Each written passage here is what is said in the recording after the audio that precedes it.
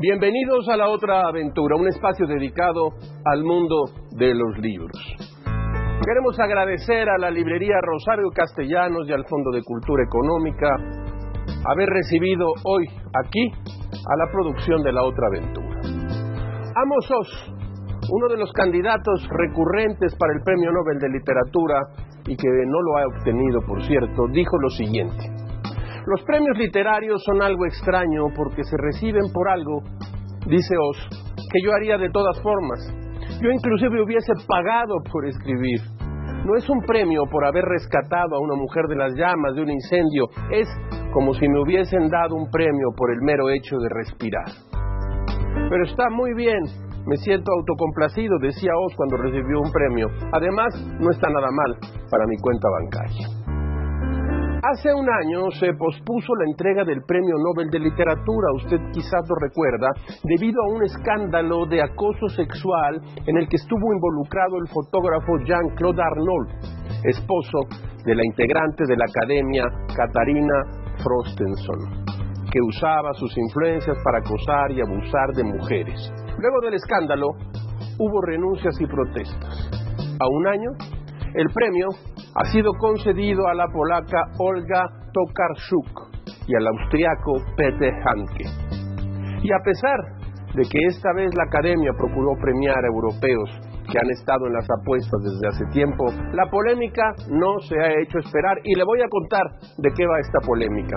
Hablaremos de premios Nobel, de gente y de escritores que los recibieron y no los recibieron. Quédese con nosotros aquí. Les recuerdo, como todas las semanas, que fue Adolfo Bioy Casares quien escribió que leer era la otra aventura y que la primera era probablemente la vida misma. Estamos pues en la otra aventura.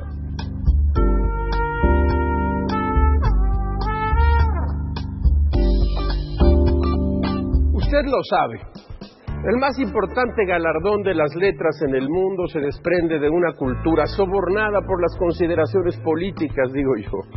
El Premio Nobel de Literatura atrae la atención del planeta como un relámpago en la oscuridad. Así se han iluminado los nombres de los ganadores. Ciertamente, la grandeza literaria no puede medirse con instrumentos de precisión, pero hay señales claras de que el canon se ha deteriorado y de que el comité de la Academia Sueca se ha convertido en muchos casos y ha perdido el sentido de las proporciones. Se ha convertido en un gran puchero, diría yo.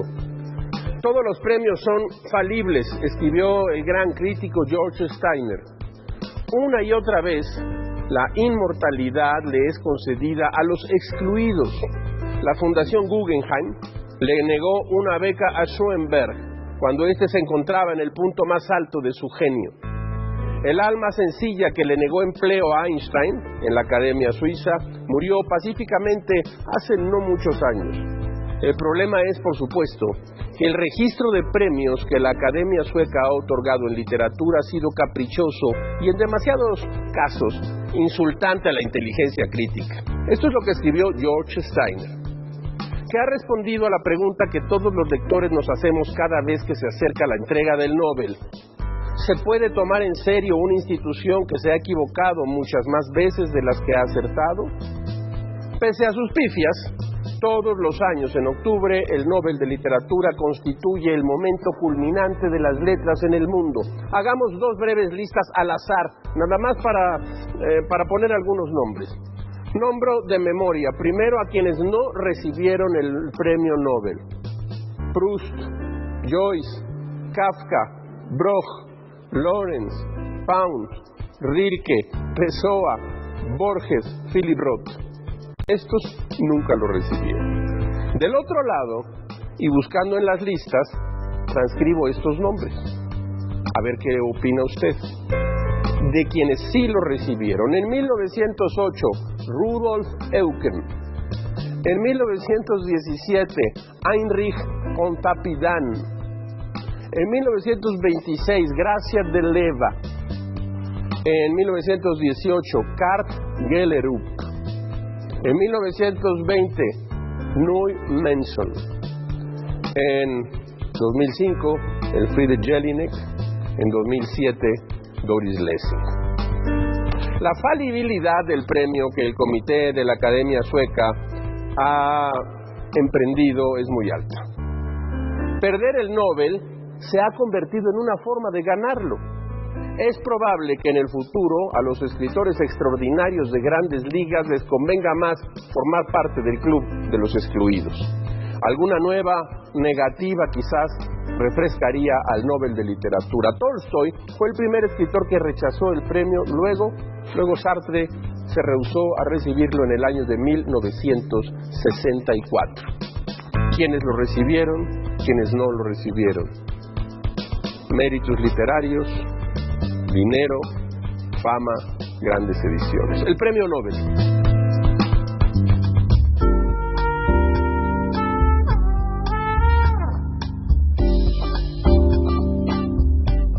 Pete Handke es sin duda un autor excepcional y prolífico. La poesía en la prosa es probablemente su sello distintivo. Cinéfilo de corazón, Handke ha escrito guiones e incluso dirigido. Colaboró con el cineasta Wim Wenders como guionista, adaptó algunas de sus novelas y hasta pieza pensada para el teatro. La película más famosa en colaboración fue, como usted lo sabe, Las alas del deseo, en la que un par de ángeles bajan del cielo a la ciudad de Berlín para observar a los mortales con sus pequeñas miserias, sus angustias y sus mínimas felicidades. Los ensayos de Handke sobre la cultura popular, el cine y otros temas también son sobresalientes. Sus observaciones son agudas y a menudo logra condensar lo inmenso en las pequeñas cosas, como en el ensayo sobre el cansancio, en el que a través del cansancio reflexiona acerca del tiempo y de la caducidad de la vida. Lo que inicia como un cuento poco a poco se transforma en una reflexión sobre el ser y el estar en el mundo. De entre sus muchas novelas, les recomiendo yo las que conozco: La mujer zurda, El miedo del portero al penalti, Los avispones, Carta breve para un largo adiós. Las historias de Handke siempre conducen al lector a un viaje interior, a una reflexión. Y a pesar de su calidad incuestionable, escuche usted, muchos escritores y personajes en este momento de la política se han pronunciado en contra de que le otorgaran el premio. Es más, exigen que se le retire. ¿Por qué? Por defender al exdictador yugoslavo Slobodan Milošević, e incluso pronunciar un discurso durante su funeral el 18 de marzo de 2006. Milošević fue acusado de genocidio y crímenes contra la humanidad ante el Tribunal de Crímenes de la Guerra de la ONU en La Haya. Uno de los episodios más cruentos de la guerra de los Balcanes fue la matanza de 8.000 musulmanes bosnios en la provincia de Srebrenica durante julio de 1995. Fue atroz. El comandante del ejército serbio de Bosnia, Ratko Mladić, conocido como el carnicero de Srebrenica, fue encontrado culpable de 11 delitos por una corte internacional, entre los que se cuentan genocidio, persecución, exterminio, deportación, asesinato. Por si fuera poco, déjeme que le cuente esto. En algún momento Handke pidió que se aboliera el Nobel de Literatura condenado a la falsa canonización de aquellos que lo ganaban. Sin embargo, Handke ha aceptado el premio. Bueno, así pasa. El año pasado, y usted seguramente lo recuerda, la entrega del Nobel de Literatura fue suspendida por el escándalo de acoso y abuso sexual que golpeó en el centro de la Academia Sueca.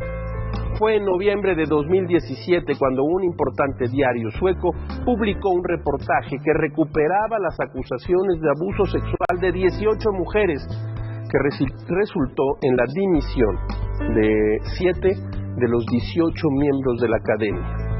En el centro de la polémica estuvo el hoy convicto por violación Jan-Claude Arnault, quien hasta entonces era un respetado personaje de la cultura de Suecia. La buena posición de Arnault en el medio cultural sueco se sabía desde hacía mucho tiempo. No era por su trabajo como artista o como crítico, sino por estar casado ¿con quién? Con Katarina Frotenson, una escritora que desde principios de los 90 formó parte de la Academia Sueca y una de las que dimitió tras el escándalo meses antes de la entrega del Nobel de Literatura. Anunciaron así que sería suspendido y pospuesto. El premio, que debió ser entregado el año pasado, fue recibido hace unos días ¿por quién? Por la polaca Tokarczuk. Creo que así se pronuncia.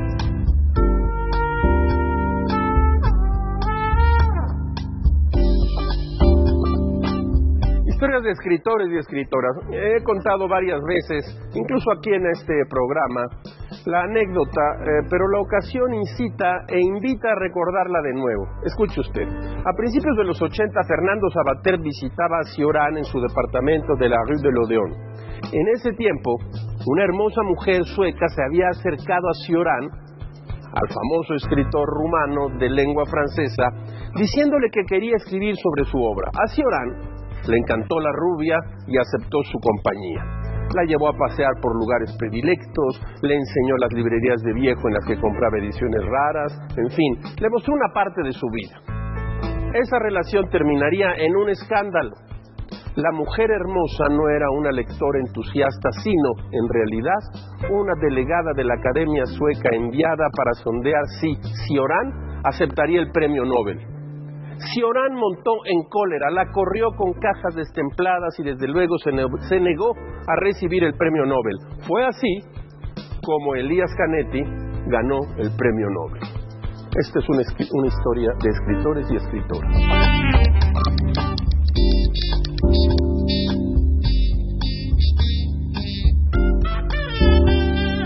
La vida y la obra de Peter Handke estuvieron sin lugar a dudas marcada por el suicidio de su madre. El doloroso testimonio de Handke resultó puesto y contado en un libro, que es este que tengo aquí, Desgracia indeseada. Yo tengo esta vieja edición de 1975. Aquí les traemos el inicio de este libro, como los vagoneros de las letras del Nobel Peter Handke. En la sección de diversos de la edición dominical del Volkszeitung de Carinthia venía: en la noche del viernes al sábado, una mujer de 51 años de edad, de A, municipio de G, madre de familia, se suicidó tomando una sobredosis de somnífero. Ya han pasado casi 7 semanas desde que murió mi madre, y quisiera ponerme a trabajar antes de que la necesidad de escribir sobre ella, que en el entierro fue tan fuerte, se convierta de nuevo en aquel embotamiento, aquel quedarse sin habla con que reaccioné a la noticia de su suicidio. Sí, ponerme a trabajar, porque la necesidad de escribir algo sobre mi madre, por muy inopinadamente que se esté presentando aún de vez en cuando, es por otra parte algo tan difuso que en mi trabajo va a ser necesario que me esfuerce, simplemente para que no ocurra que con la máquina de escribir le esté dando siempre a la misma letra sobre el papel, que es justamente lo que ahora me saldría a hacer. Solo una terapia de movimiento como esta no me serviría para nada. Lo único que podría hacer sería volverme aún más apático y pasivo. Lo que también podría hacer sería marcharme. Además, yendo de viaje, dormitar con la mente con blanco, ir de un lado para otro sin hacer nada, me pondría menos nervioso. Por otra parte, desde hace unas cuantas semanas estoy más irritable que de costumbre. El desorden, el frío y la calma hacen que apenas me pueda decir nada. Me agacho a coger cualquier vellón y cualquier miga de pan que haya en el suelo. A veces me sorprendo de que las cosas que llevo en la mano no se me hayan caído ya al suelo hace rato, hasta tal punto que pierdo de repente la sensibilidad al pensar en este suicidio. Y no obstante deseo ardientemente que lleguen estos momentos, porque entonces cesa este embotamiento y la mente se me aclara del todo.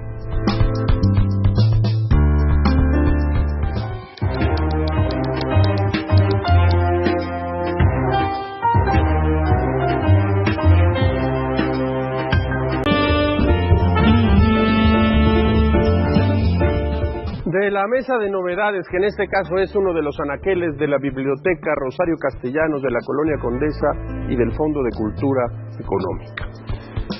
Daniel Rodríguez Barrón, retrato de mi madre con perros, Seix Barral. He vuelto a visitar estas páginas que me parecen notables. Los cuerpos se acumulan en la calle, afuera de los cines, restaurantes y comercios. El mundo como lo conocemos llega a su fin. La peste trae consigo a los drones y a la gran inteligencia que controla todo, alimentándose de millones de entradas diarias que los ciudadanos están obligados a publicar en la red. Solo hay 2 prohibiciones: no salir de la ciudad y nunca hablar de los muertos. Daniel Rodríguez Barrón. Miren lo que tengo aquí: A la luz del toreo, tradición hispánica y humanística en la tauromaquia, de Javier García Gilbert, publicado en Monografías. No voy a hacerle en ningún sentido competencia al gran programa de nuestros amigos de México Bravo. Quizás alguna vez dediquemos una emisión a este tema que se está volviendo cada día más polémico. ¿A usted le gustan los toros? Yo le soy sincero, a mí me gustan los toros y este libro es magnífico. Acaba de aparecer en Tusquets el nuevo libro de Rubén Fonseca, Historias cortas. ¿Sabe usted qué edad tiene Rubén Fonseca? 93 años. Y este libro acaba de aparecer. Uno de los más poderosos narradores de la literatura iberoamericana, con una obra novelística impresionante, un cuentista de primera línea, un hombre capaz de recoger los asuntos de la cultura popular para convertirlos en temas de profundidad y estudio de la condición humana. Rubén Fonseca, Historias cortas, en la colección Andanzas de Tusquets. De la mesa de novedades. La polaca Olga Tokarczuk es la apuesta políticamente correcta del Nobel, a diferencia de Peter Handke. Esta psicóloga, feminista, ecologista y socialista es una prolífica y popular autora en su país y en otras latitudes. Aquí, por desgracia, es poco conocida. Una de sus novelas publicadas en español, Sobre los huesos de los muertos, narra una serie de asesinatos en un bosque.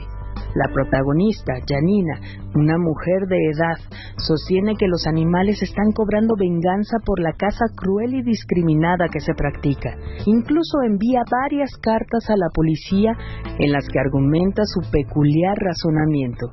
Mientras tanto nos enteramos de sus dolencias, de su conciencia de ser una mujer mayor y por lo tanto de pasar desapercibida, de molestar a los demás con su sola existencia. En sus propias palabras, cuando se llega a cierta edad, hay que resignarse a que la gente se muestre impaciente con uno de modo permanente. Se trata de una novela que aborda temas femeninos desde una perspectiva honesta y cruda. Podríamos decir que es un policíaco porque ocurren crímenes y al final reconocemos a un culpable. Pero, ¿el culpable lo es en realidad? La narración nos sumerge en dilemas morales y de vida. Dice, por ejemplo, la psique es nuestro sistema de defensa, la responsable de cuidar que jamás entendamos lo que nos rodea. Se dedica principalmente a filtrar información, a pesar de que las posibilidades de nuestro cerebro son enormes. ¿Acaso porque no sería posible soportar ese conocimiento, ya que todas las partículas del mundo, por minúsculas que fueran, estaban hechas de sufrimiento? En 1973, Handke ganó el premio Büchner de literatura. El discurso ofrecido por el escritor austriaco fue, vamos a decirlo así, errático y muy distinto a los que habitualmente dan los autores galardonados. Handke aprovechó el foro para entregar a la audiencia una suerte de monólogo interior que parecía estar apenas relacionado con su obra literaria.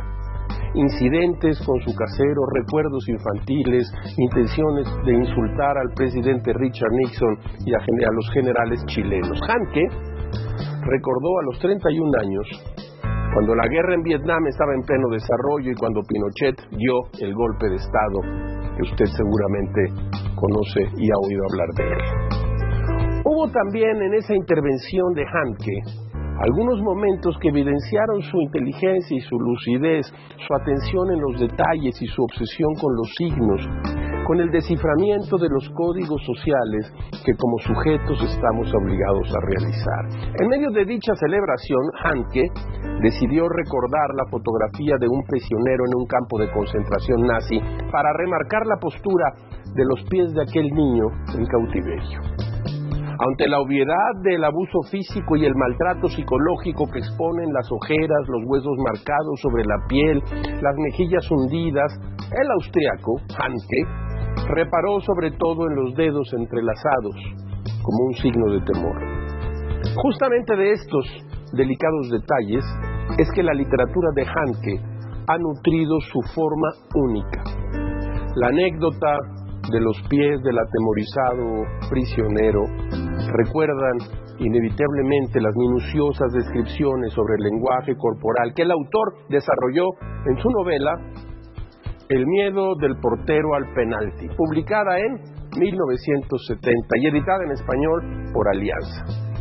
El miedo del portero al penalti tiene como protagonista a Josef Bloch, un portero de fútbol retirado que ha sido despedido de su empleo. Ante la falta de ocupación, Bloch comienza a deambular entre cines, autobuses, cafés, bares y hoteles. En la frustración y la incomprensión, Bloch comete un asesinato. La consecuente sensación de persecución policial, así como una delirante búsqueda de sentido, llevan al exportero a un proceso de martirio personal, de obsesiva lectura de la realidad, lectura de los objetos y los comportamientos de quienes se encuentran en su errático destino.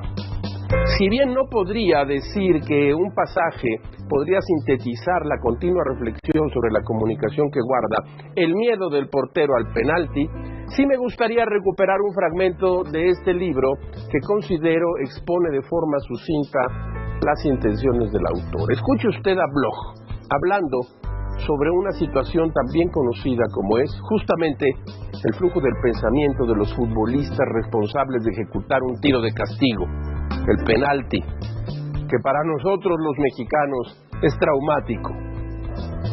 Dice así: frente al penalti, el portero está pensando hacia qué esquina va a lanzar el otro jugador el balón.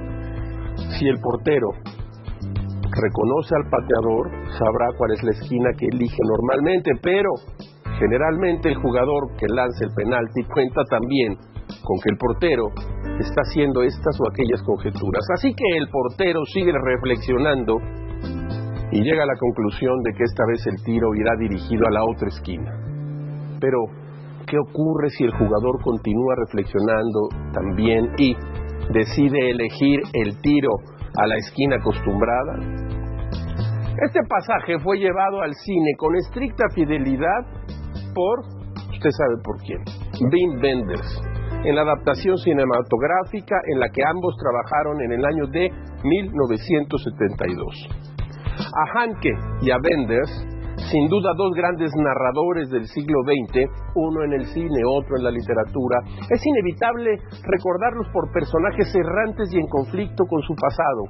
El Trevis de París, Texas, Tom Ripley en El amigo americano, el Ángel Damiel en Las alas del deseo, el mencionado Bloch, así como el narrador de Carta breve para un largo adiós.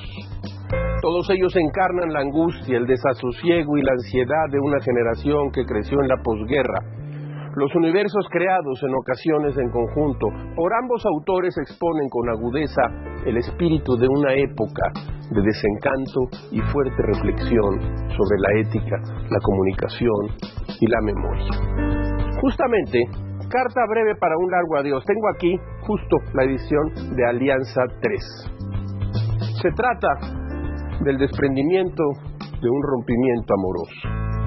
Es una poderosa reflexión sobre la memoria, las imágenes, la pertenencia y los afectos entre los erráticos recorridos de su protagonista Handke. Articula un complejo relato sobre el dolor que supone la incapacidad de cercanía de las parejas y la injusta representación que siempre queda de los hechos pasados por la inútil obsesión de buscarle un sentido y un orden a las cosas. Carta breve para un largo adiós.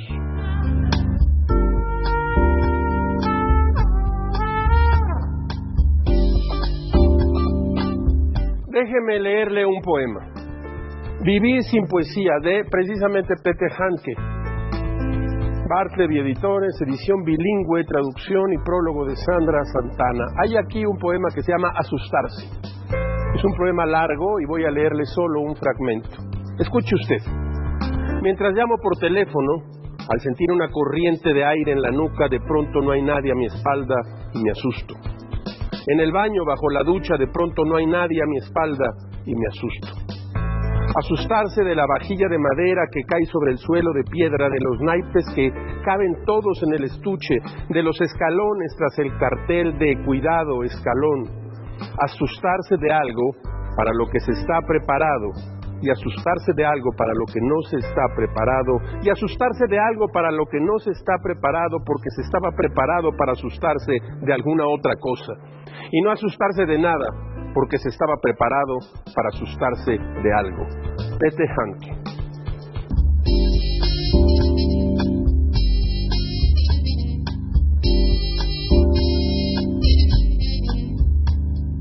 Como todas las semanas, usted encontrará aquí en este espacio que hoy es la librería Rosario Castellanos de la Colonia Condesa, una ventana, un escenario por el que pasan como ráfagas la felicidad de las frases célebres, aforismos, máximas. Escuche usted esta. En ocasiones pienso que el premio de quienes escribimos duerme tímido y virginal en el confuso corazón del lector más lejano. Camilo José Cela. Hemos llegado al final de esta emisión y de esta aventura. Soy Rafael Pérez Gay y los espero la próxima semana. Abres una puerta y detrás de ella aparece un mundo. Eso es un libro.